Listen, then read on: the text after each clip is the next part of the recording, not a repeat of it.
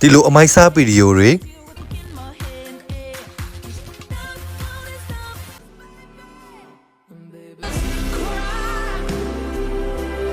ဒီလိုမျိုးအမိုက်စားတပ်ပုံတွေကိုညဘက်မှာဘယ်လိုရိုက်ခဲ့ကြသလဲမငဲတာမင်္ဂလာပါကျွန်တော်ကတော့ပို့ဖြစ်ပါတယ်ဒီနေ့ကတော့ကျွန်တော်တို့တငယ်ချင်းတွေရောက်ညဘက်မှာရိုက်ကြတဲ့ blog လေးပါကျွန်တော်တို့ရိုက်တဲ့ concept ကတာမန်မိဘပြည်သူများရဲ့အမြင်မှာတမျိုးဆန်းနေတဲ့အတွက်ည7 နာရီလူတွေအဲ့ချိန်မှာကျွန်တော်တို့ထားရိုက်ကြပါတယ်ကျွန်တော်တို့ရိုက်တဲ့နေရာကလမ်းမပေါ်မှာဖြစ်တဲ့အတွက်လူတွေလာတာနဲ့ကားလာနေဆိုတော့တော်တော်အဆင်မပြေဖြစ်ခဲ့ရပါတယ်ဒီမျိုးခက်ခဲတွေကြားကနေ model ကိုမရမကမူးထက်ခိုင်းပြီးတော့လိုချင်တဲ့ဗီဒီယိုလိုချင်တဲ့တပ်ပုံရအောင်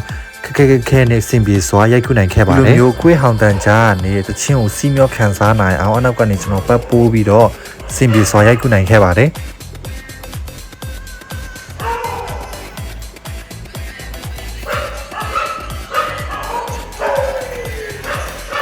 ကျင်းနေရင်တလန်နဲ့မိုးရွာချလာတော့ကျွန်တော်တို့ outfit တွေရော makeup တွေရောချိန်ပြီးတော့နောက်တစ်ပုံစံဖန်တီးကြတာပေါ့ဗျာမိုးယူတွေကြရိုက်ရတော့ပို့ပြီးတော့တက်ဝင်လာတယ် reset ကတော့ပို့ပြီးတော့ကောင်းကောင်းထွက်လာပါတယ်ဒီနေ့ကတော့ညပတ်ခဲရိုက်ရတဲ့ shooting ကတော့ဒီလောက်ပါပဲဒီလိုမျိုးအမိုက်စဗီဒီယိုတွေတက်ပုံတွေဖန်တီးချင်ရင်ကျွန်တော်ပို့စီဆက်တော်လို့ရပါတယ်တူတူဖန်တီးကြတာပေါ့ဗျာအားလုံးကိုကြည့်စုတင်ပါတယ်